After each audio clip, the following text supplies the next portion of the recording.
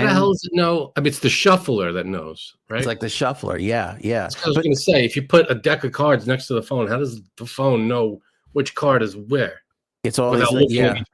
It's all the little cameras in the shuffler that basically tells you. So the phone is hooked up to the shuffler somehow. Yeah.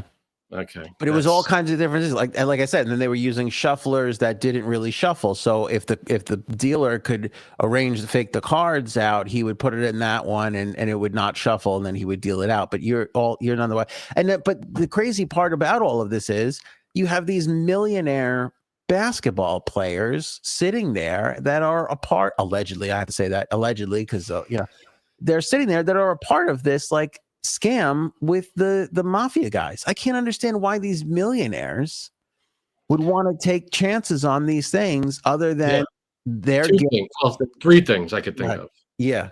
One, they're just, they figured what the hell, and they wanted to do something to make quick money or whatever. 2, they didn't have a choice. Right. And 3, I forgot the third thing. Oh, it's one of those. So it's one of the first 2 then. Right. Yeah, but that's what a lot of people are saying, that those guys have got into some sort of gambling trouble. Right. And that because of that, they're compromised and put in these weird little positions. Or 3, I remember the third thing. 3 is they didn't know, and they just thought they were at a poker game. No. No. They knew. Well, I mean, the arrest warrants basically spelled out that they knew. Not that they were being taken. Well, yeah, but their defense could be, I thought I was just being invited to a poker game. I don't know. Some guy said, a guy that I know said, come to this poker game. I said, sure. I like poker. I think they did it more than once, though. I think they were. Yeah, but maybe they didn't know it was a fix or whatever the hell was involved. They just didn't know why they were being invited to this thing. Maybe. And then there's a third guy. He was kind of like not a huge name. Chauncey Billups is the big name. He's an NBA coach right now. He was an NBA player. This Terry Rozier guy is also a fairly decent name. And then there was a third guy, I think Damon Jones is his name. He's wrapped up in all of this. And his big thing was he pulled himself out of a game.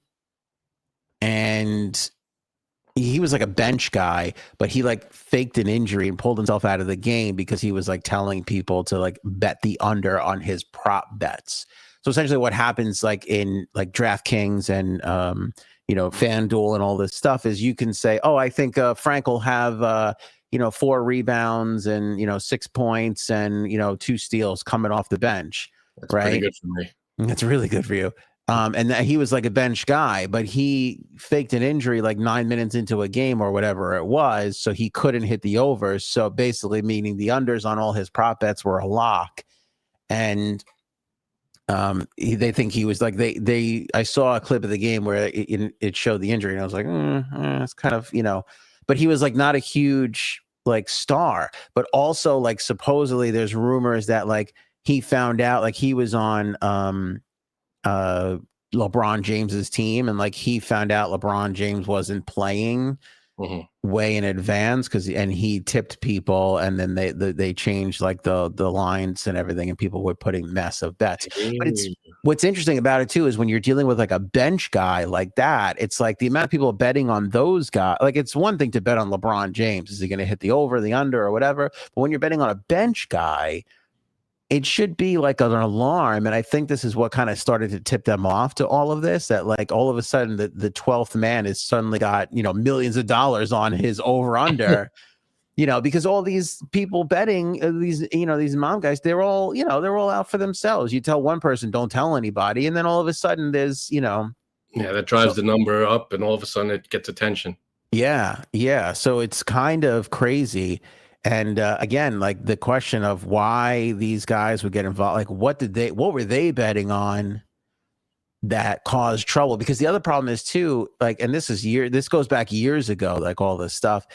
Years ago, the players couldn't bet. I think now they're allowed to bet like on FanDuel and all that stuff, because FanDuel and DraftKings are all throwing money at these leagues. So now the leagues can't ban the players. They can't bet their own sport, right? They can't bet their own games. I know that. I think they can't bet their own sport too. I think that might be part of it. But but they're thinking that if they're betting all this stuff on FanDuel, they're probably betting their own sport in an illegal matter. I was reading these stats before, and I don't remember them, but it's still an outrageous amount of money. Like everybody thought that once FanDuel and DraftKings came in, all the money would go legal, but there's still billions bet illegally in this country. And one of those methods they're thinking now is these players going, well, I can't legally bet on my sport, but I want to. So I'll go find a bookie and I'll bet. And they think that maybe that's how they got into this trouble. And something else, man. Bet, there's a million sports. Yeah. Bet a different thing. But could you imagine being forced to sit at a table? And they did it in the Hamptons, right out here, right by me. They did it in the city, a place that like Kylie Jenner used to rent. It's so funny that the news, they always want to put somebody else's name on it. Like, oh, Kylie Jenner, now I'll pay attention. Yeah, but it's like Kylie Jenner's former loft, home to one of these cheating scandal poker games, Kylie Jenner's at home like, the fuck did what? Mention me in this shit? Yeah. It's like 17 billion degrees of Kevin Bacon. They're like, Yeah. Kevin Bacon once bought a Snickers at the place down the block from this hotel. Oh, that's something. I can't believe Kevin Bacon's wrapped up in this whole thing. Yeah. Oh my God. You believe this Kevin Bacon scandal?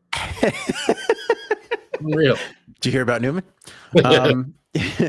But yeah, it's like it's gotten like intense, and now they're wondering like, who else could be involved? Is there more? Was more of this happening?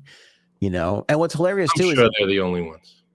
Yeah, right. This was essentially in The Sopranos. Like, I don't know if you remember, but there were those series. There was that season where they had the executive game, and they had Lawrence Taylor there, and wasn't Frankie Valli there or something? Frank Sinatra Jr.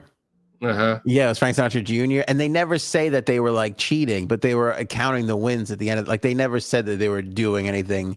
But I mean, essentially, that's what they were doing, And these wise guys just figured out, it's like, hey, we can use all this cheating stuff, and they'll see NBA players here, and nobody's the wiser.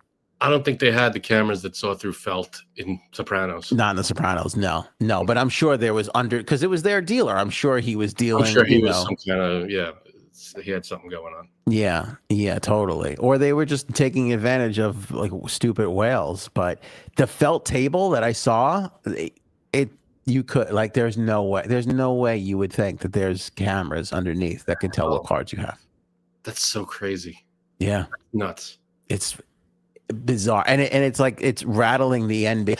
It's funny. I was listening to Dan Patrick earlier, and he's like, it's actually good it was so illegal, because if it wasn't an FBI matter, he's like, the NBA would have to figure it out. But now the NBA is just like, well, this isn't it's a legal thing. Yeah, I don't tell you.